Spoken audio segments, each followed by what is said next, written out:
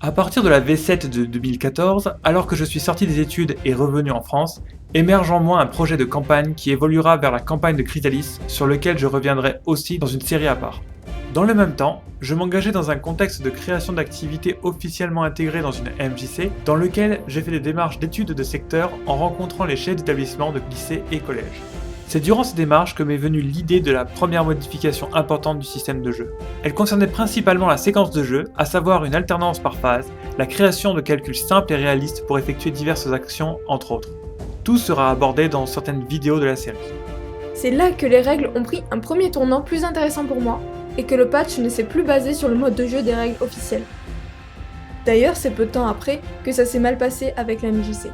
Tout à fait. Après des détournements par rapport aux objectifs initiaux et des engagements qui n'ont pas été tenus, j'ai dû abandonner la dynamique par rapport à la MJC. J'ai ensuite essayé de repartir de zéro par une nouvelle tentative de création d'activités avec une antenne d'une association nationale sur le ludique et la vulgarisation scientifique ayant des antennes partout en France. Mais après à nouveau bien des efforts de ma part, cela s'est également soldé par des tentatives de récupération, détournement & co. J'en suis donc venu à considérer la création d'une association indépendante pour ne plus dépendre de dynamiques et de décisions extérieures, ce que j'ai initié à partir d'octobre 2016. Mais cela s'est confronté à l'impossibilité d'avoir accès à un local après diverses pistes infructueuses.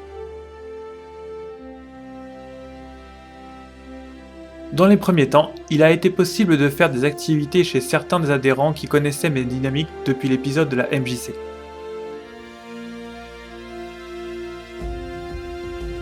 Mais cela n'était pas viable à long terme. J'avais alors pu trouver un accord avec un café pour nous accueillir pendant un temps.